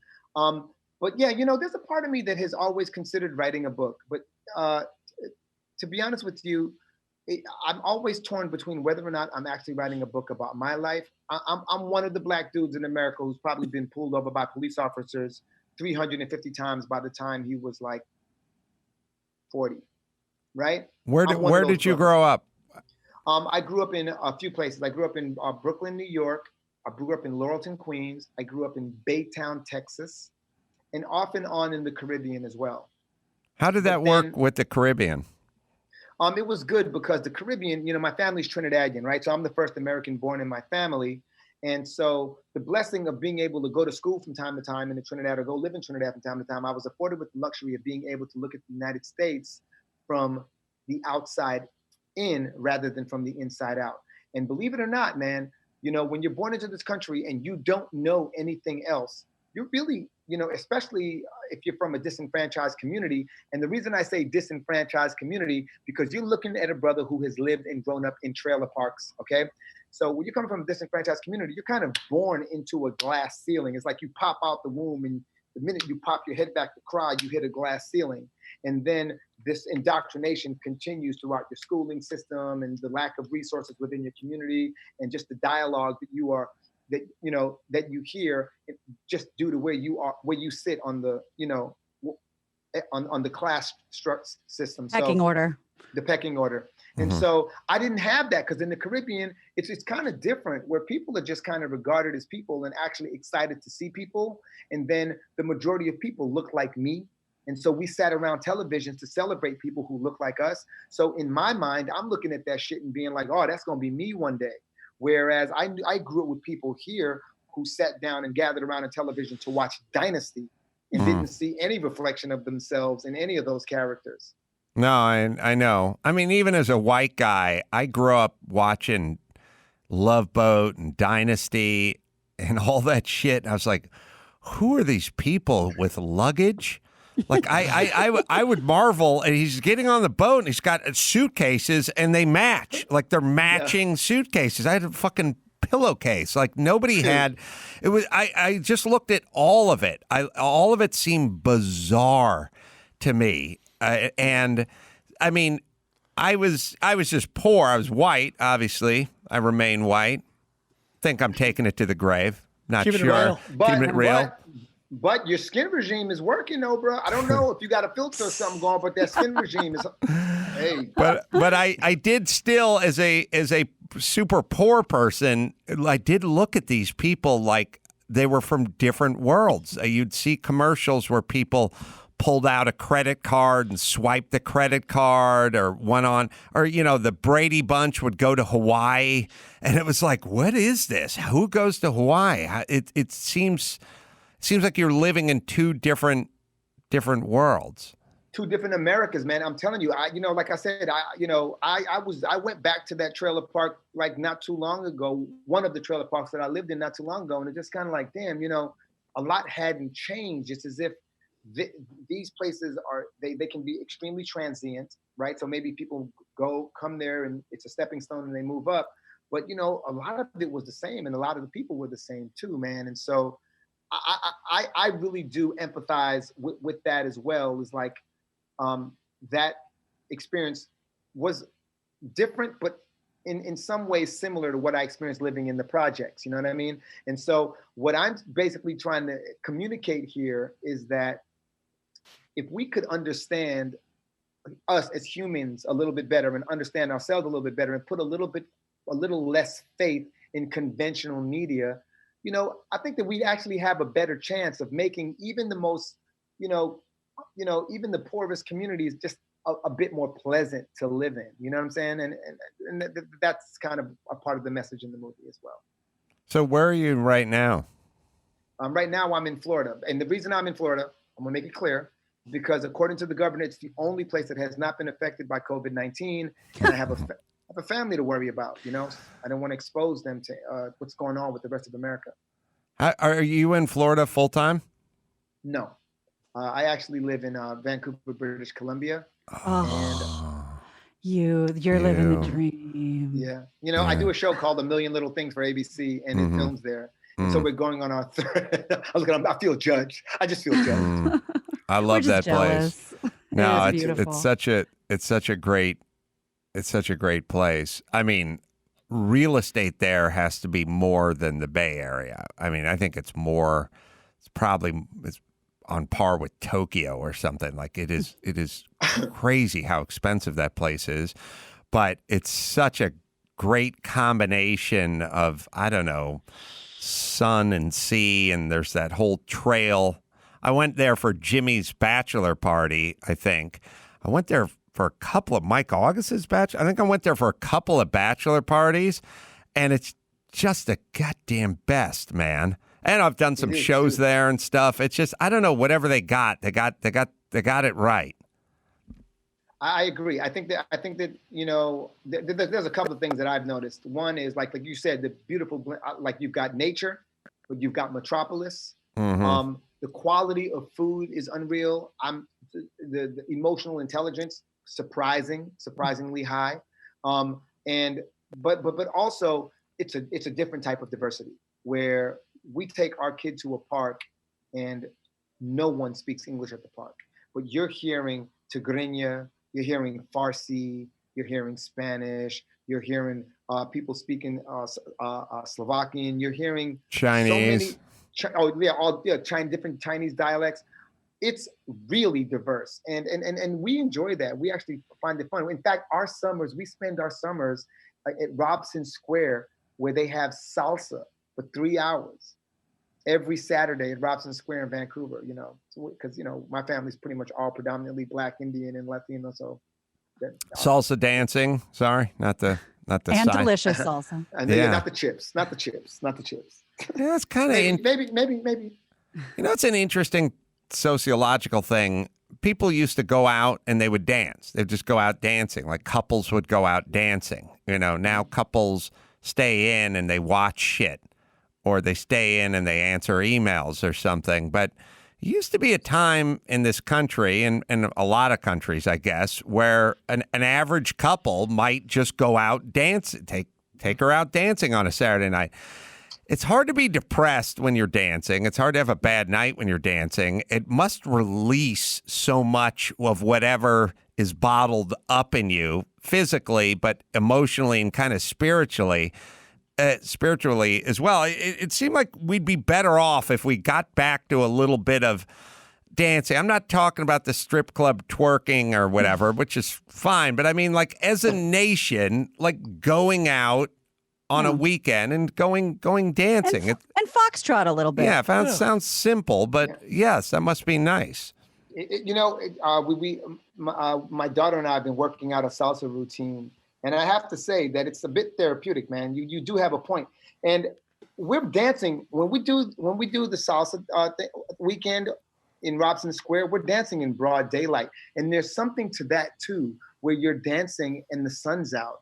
That's actually really beautiful, and you can in the city. There's these mountains, and behind that, the beautiful backdrop of the city. It's gorgeous. Hey, man. Jean-Claude Van Damme's out on his balcony judging from his high rise. Oh, yeah, he's in town. Yeah, well, think about what you do when your team scores the winning touchdown, or you win the lottery, or you find out that you were picked for the promotion. It's like you dance, like you sell. That's what you do. You do a touchdown dance, or you do a crazy. I mean, if you take a look at folk who are watching the Super Bowl, when their team scores with 4 seconds left, guys who don't dance get up and do a version of a dance. So maybe a little more of that. Maybe we should reintroduce that. I'm in favor of some dancing. I think I remember being in a yoga class that would make us gyrate our hips at the beginning of the class. Mm-hmm. Yo, you can't take yourself too seriously after you've done a few of those. You should do. Have you been asked to do Dancing with the Stars? I haven't, but they wouldn't invite me because I'd kill that shit. It wouldn't be fair. I said the same thing, and I was eliminated in week number 4. But no, it was weird. I'm not a dancer, obviously. If you watch the show, I don't have any ability. But for the time I was doing it, I was having to train 2-3 hours a day, trying it with a professional partner, and it was like a pretty interesting time in your life. Like, it's hard to be bummed out. It's hard to get fat. It's hard to complain. You're just dancing the whole time. You're sweating your ass off, and all you're doing is trying to sort of remember the next move or to perfect this. And of course, I wasn't any good, but it's a very super cathartic, physical. It's a great combo of the sort of cathartic and the physical kind of coming together, and it would be pretty therapeutic. Like, it would probably solve more problems. You know how we do that thing where we go, turns out all the people that are all the serotonin reuptake inhibitors and all the medications, all of it turns out science says if you just go for a hike in nature and listen to classical music, that it ups your dopamine levels and it lowers your whatever. I bet dancing would have an even greater effect if you took a bunch of kids that were hyper this or hooked on that or couldn't had this, or Asperger's or whatever it is, and you went, you're going to fucking take a dance class for an hour a day.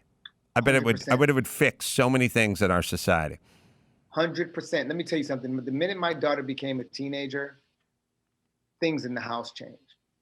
And Gina, maybe you can help me out. I don't know, but I don't even know what to say. She got a boyfriend and whatnot, and I'm like, I don't even know how to communicate, much less look her in the eye. Yeah. And I figured out that dancing was a way for us to bond without her feeling interrogated, and without me having to think about her boyfriend. That's probably a time where I would imagine she feels like a kid again, and not like a teenager with an attitude who's always on the defense. She can just be a kid with her dad. Yeah, I hope so. I mean, she and I seemed quite proud the other day showing my dance routine to my brother and my nieces and nephews. So I think it's paying off. But man, you've got a point. I don't know when she feels like she's just a girl with her dad. I honestly don't know. I'm actually, let me drop some bombs for y'all real quick. Go. I'm a stepfather. Oh, you're a stepfather. I'm a stepfather of 2. I'm going on 6 years of being in these kids' lives, right? My son is 10 years old. My daughter is about to be 17. But one step further, just found out that I'm having a child. Wow. My first. I officially have a baby mama. What? Okay. How old is Congratulations. Wait a minute. Let me figure this out. You have your stepdad. Mm-hmm. The 10 and 17 are the age of the stepkids. Mm-hmm. Do you have biological kids before this? Nope. This is my first baby mama. And are you going to adopt and is that how it works with the stepdad can adopt the kids? Well, right? only if the biological dad gives up the kids. And the biological dads are giving up their kids because me and the biological dads are tight. Oh, but wow. But they love their kids. You know what I mean? It's two biological dads at that. And so how old, and now the baby mama, are you married? Not yet. Not yet.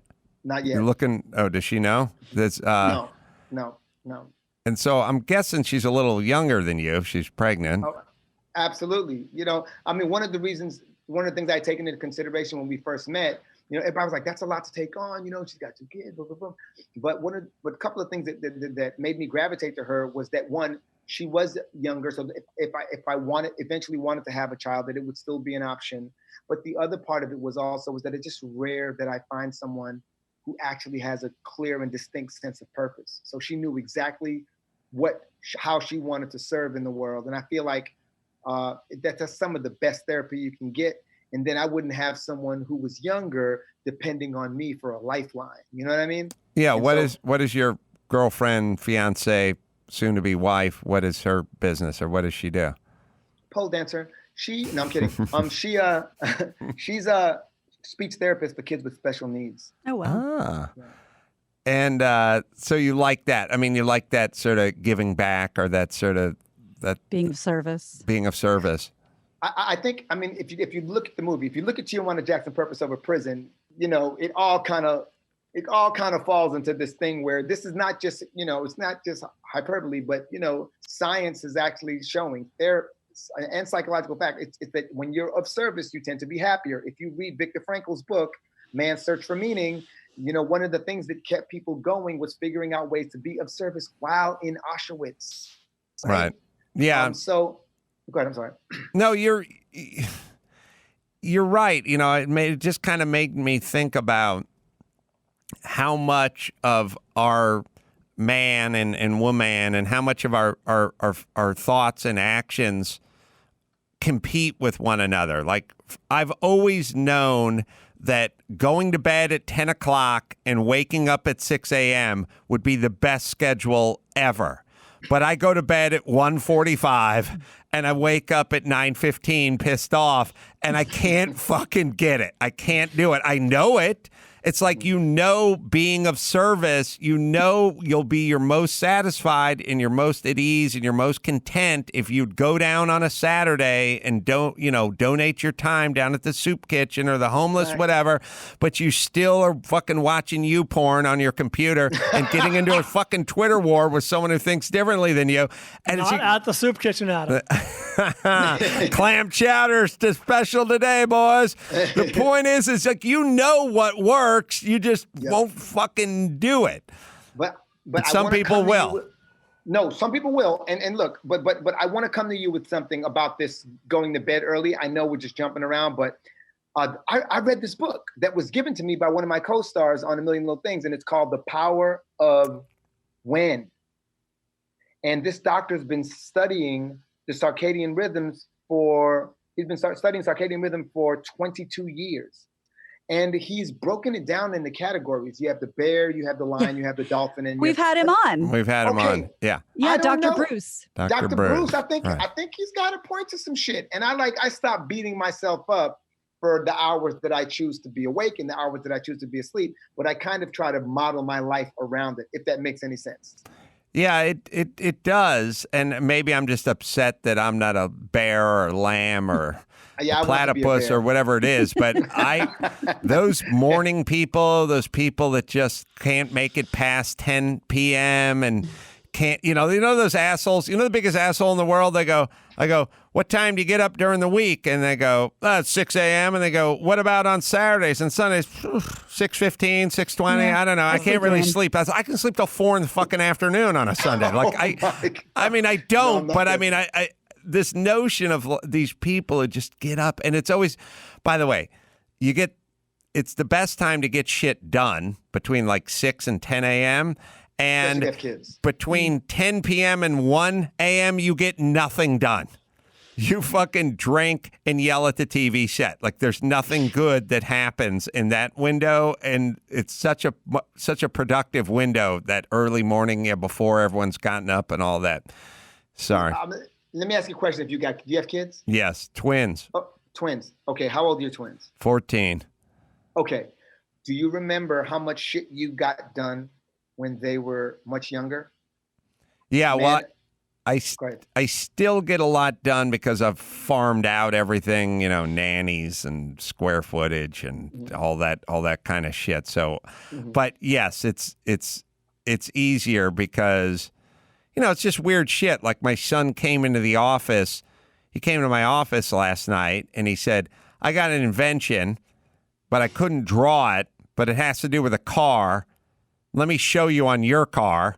And I was like, okay. And I had to go down and stand in the garage while he was demonstrating his invention for a car on my car. And yeah, you got to get up and you got to go move around a little bit. And, the daughter will show up and go like, me and my friends want to go to Malibu. Can we go? And, next thing you know, you're all piled into it and Rihanna's cranking. They just crank crazy. By the way, crazy fucking music. Yes. That comes back to purpose. It's kind of like it's fulfilling though. And like, one of the things, and I know it sounds like I'm marketing my movie here, but it's true though, that in the story, Tijuana Jackson's movie, he said, he's explaining the difference between, he's demonstrating, he's living the difference between achieving things versus achieving fulfillment. And you got to say, cramming the kids in the car and taking them to friggin' Malibu is fulfilling.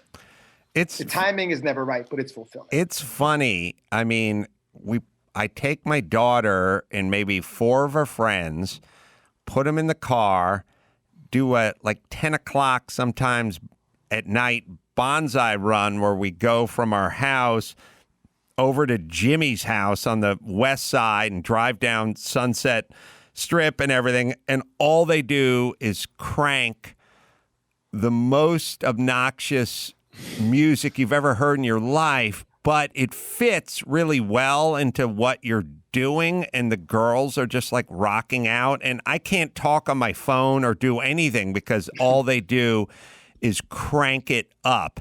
And it's like, I'm trying to think. I mean, it's all the boy band stuff, it's all the rap stuff, it's all the everything. It's all Harry Styles, and they just crank it. And it's weird, so you're captive. You're going to be in this world for over an hour, because by the time and there is no talking, and there is no I'm going to call Mike August and talk business on my phone while they laugh it up in the back. There's nothing else to do but be in this world, but there's a part of it that's strangely satisfying, and it'll be a memory of theirs as well. Agreed. And you're just, at that time, you're just basically a chauffeur for a rock band. Female rock band, just go with it, right? Right. And I agree. It is strangely satisfying. My little man, he's on the spectrum. He wakes me up and he's like, Daddy, boom, boom, boom. It's time to do this, time to do that. And it's routine for him. Even when he brushes his teeth, it's like, yo, we got this little routine that we do where it's like A, E, I, O, U. And he insists that happens at the same time every day. And in this weird way, I'm actually more productive because of the structure that he insists upon. Yeah, no, I get it. It's true. And also, it's not like I was ever doing anything at 10 o'clock anyway. I'm just fucking watching The Love Boat, like a rerun of The Love Boat in my office. Like, so why not get and crank up the Harry Styles? And also, it's kind of nice. You grew up, we all grew up with sometimes the uptight parents or the depressed parents or the angry parents or the angry friends' parents. We all had the parents of our friends, and the guy was an asshole and uptight and angry and weird about you. Take your shoes off before you come in. Whose shoes are these? Like weirdo parent. And it's also it's kind of fun to be cool dad, cool parent, fun person. Crank it up. Let's have some fun. Like I was literally, when we're coming back home to my house, at some point when the music was rocking, I got the SUV rocking too. So I was kind of doing a swim move with the SUV, and the girls were in the back. Wow, woohoo! They're like going nuts. I was going, woo, we're hitting rough seas, and it's just like have a little fucking fun. Life's short. Why not create a little memory? And you follow that up with maybe you and the wife doing a little dancing. As far as I'm concerned, that's a complete day. That's the best. That's better than therapy. You said your son, the 10-year-old, was on the spectrum. Yes. What is he? Autism? Is that what that means? Yeah, he's autistic. Yeah. Well, the spectrum covers a lot of things. Yeah. My son particularly is fairly high functioning autistic. And so how does that manifest itself beside the schedule thing you were talking about? For him, his probably his only real issue is two issues: is anxiety and communication. So his ability to comprehend is incredible when he wants to, right? And so we had to figure out ways to incentivize him. But that seems to me to be pretty typical with any kid. And then the other side of it was getting him to communicate how he's feeling and having the confidence to communicate it. And over the last 5 years, I can't even tell you, it is night. Honestly, sometimes I'm like, will you just shut up? Just shut up. Just shut up. Right? Because now he talks all the time. He's always singing out loud and he's laying into the notes. When with your friends, the backyard again. And it's just the repetition. It's called stimming. Like he's doing it. It's a method that for him to manage his anxiety and stress. And so for the most part, what I have found, I'm like his worst nightmare. I came into his life. I've got a military background. I came into his life and basically insisted on structure, insisted on consequences. And so I thought that I'd be the person he hated, but I'm probably his best friend in the world because with me, he doesn't have these extreme spikes of anxiety. And then these extreme lows usually follow. It's just things kind of stay within a certain, because range. he knows what to expect. He knows what, thank you. Yeah, consistency, man. Yeah. And structure, it's you want to come talk to the family, Gina? You want to come to I'd love to. It's so funny. I mean, young boys especially, they need structure and they fight against it. So you think they don't want it, but they need it.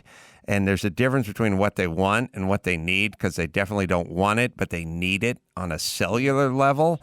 And I had no structure. My family was out of control, and it led to there's no worse feeling than feeling like your family's out of control when you're 7 or 8 years old. Like it causes a lot of anxiety. There was no structure. We didn't eat at a certain time. It wasn't, like when the street lights would come on and everyone else would go home and have dinner, we wouldn't have dinner. There was no structure to my family, and I hated it.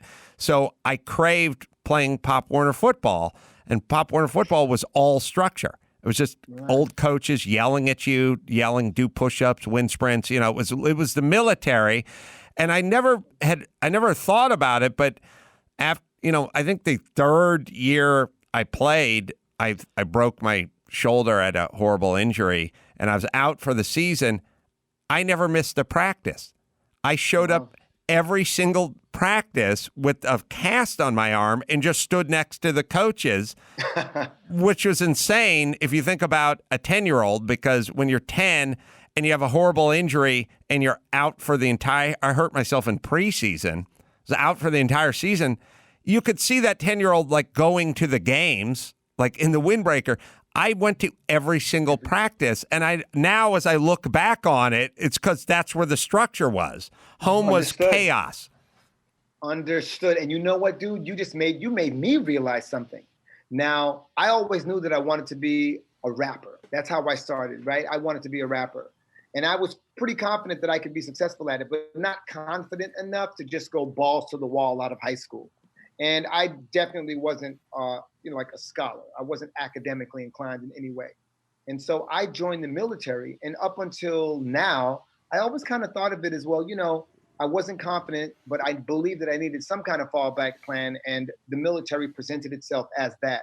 But now that I'm listening to you, I realized that I was actually pretty conscious of the fact that I had absolutely no structure in my life. And I knew that it was necessary for me in order to attain the things or achieve the things I wanted to achieve.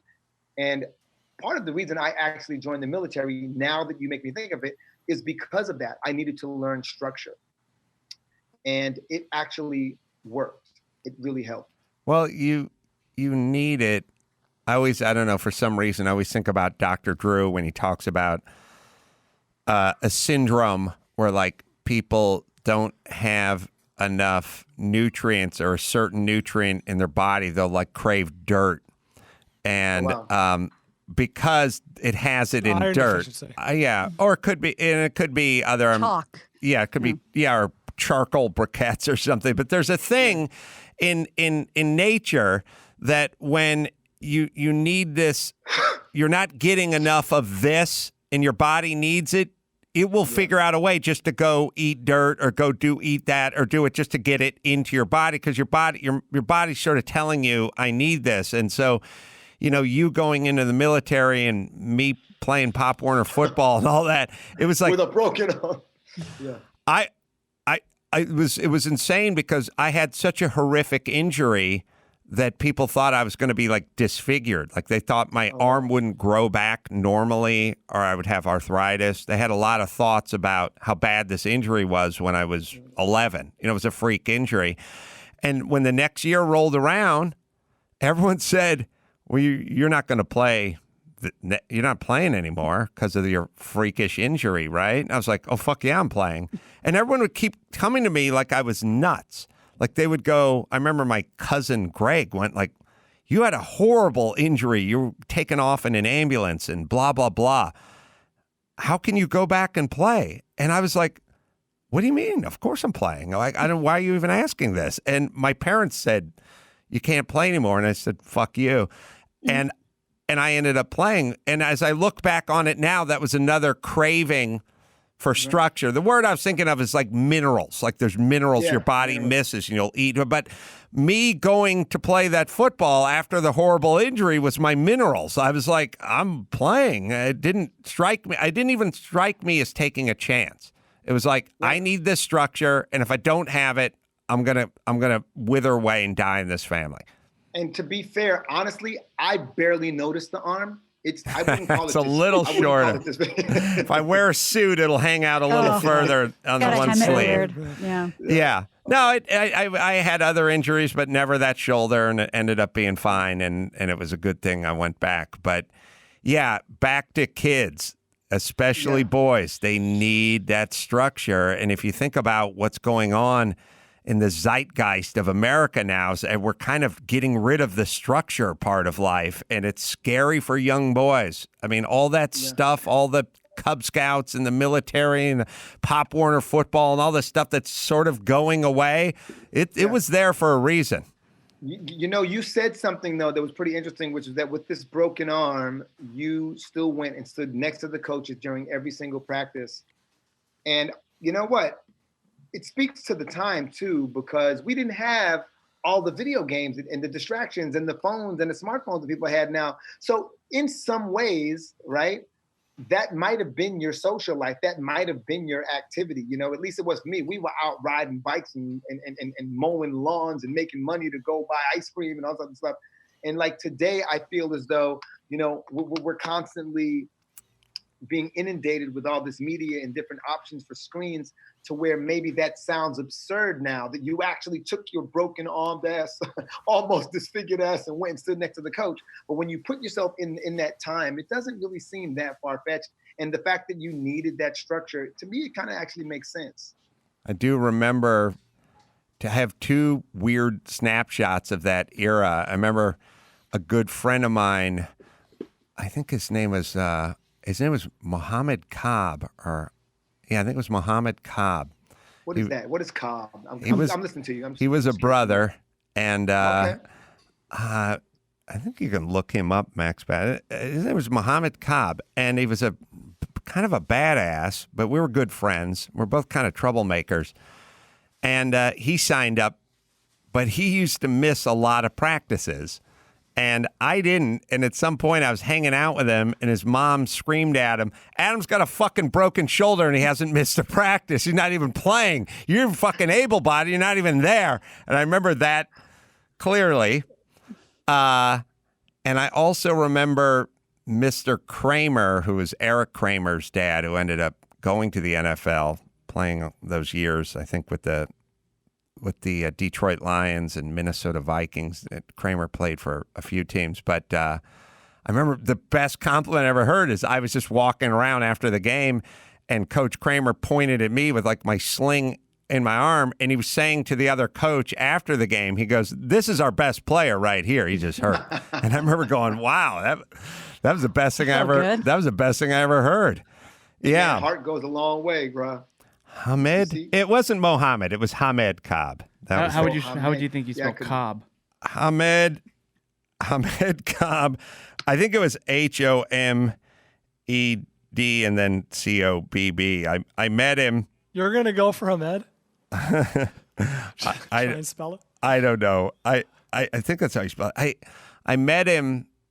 He was on the corner of my Colfax Elementary, and his bike had a flat tire.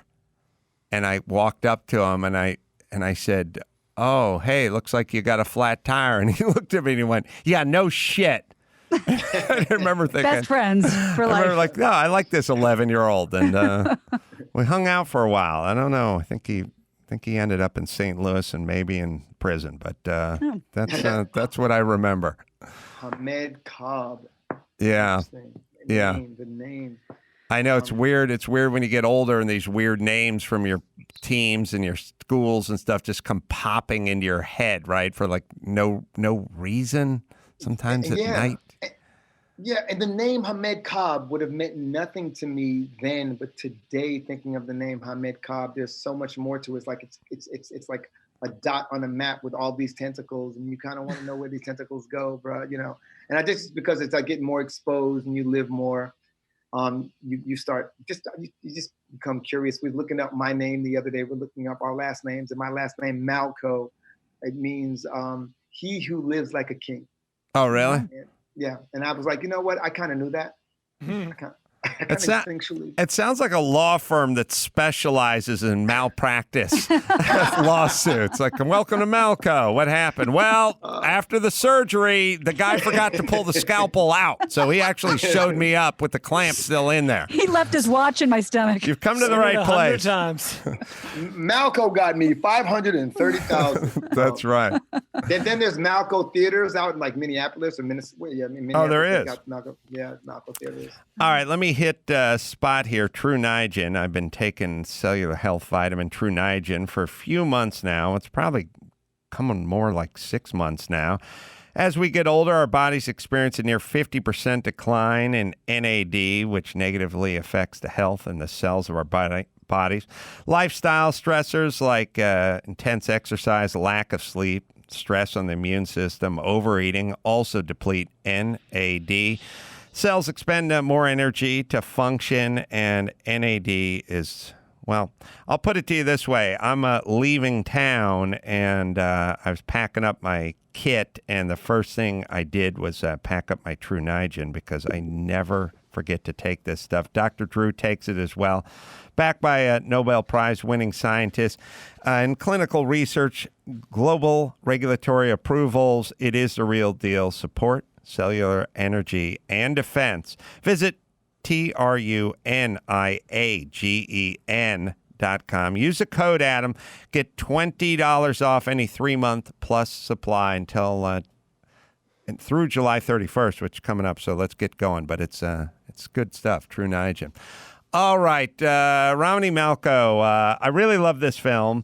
It had a lot of comedy. I don't know why. I loved it when you were spelling your name to the person on the phone and you said J as in Jamiroquai, I believe, which just, I don't know, made me laugh. I like the profound message you told about it's not the size of the ass. Is Hamed Cobb now a fabricator, welder that you can find? I mean, the only one that I found is, and yeah, he's from North Hollywood, went to El Camino Real. Wow. And, is he in the St. Louis area? There's not too much. I'm on his private Facebook. I don't want to give away too much. All right. Did he do any time? There are some legal disputes that are available on the internet. All right. Legal disputes. Well, that sounds like Hamed. I'll show you his picture after the show if you will. Oh, okay. Yeah. Y'all might be linking up again. Yeah, it'd be nice. His mom was foxy. I kind of remember Yeah, that's Hamid Cobb. Yeah, y'all might need to roll in and do like another. There might be like I'm thinking I'm sensing like a man show reprise now. You and Hamid just killing it. Well, now that Kimmel's too good, shit doesn't stink. I'll get Hamid in there. The movie Tijuana Jackson, Purpose Over Prison. It's available on demand July 31st. It's a really good piece of work. Support it, please. TijuanaJackson.com is where you can go. Yeah, that looks like Hamid's doing some welding. Dallas, Addison Improv tonight and tomorrow night, doing stand-up shows there, live podcast there as well. Still probably some tickets to the early show. I think the late show is going to be sold out, but early show, a few left. I'm Your Emotional Support Animal. My book is out, available. Go get it. Amazon and Barnes & Noble and all that. Get the audio book at Audible as well. And just go to adamcarolla.com for everything you need. Romany, thank you so much for joining us. Yo, it was good to see all of y'all. Thank you very much, Adam. I really appreciate you having me on and letting people know about my movie. I'm very proud of it. You should be. It's a great piece of work. And until next time, this is Adam Carolla for Romany, Malco, and Gina and Bald saying mahalo.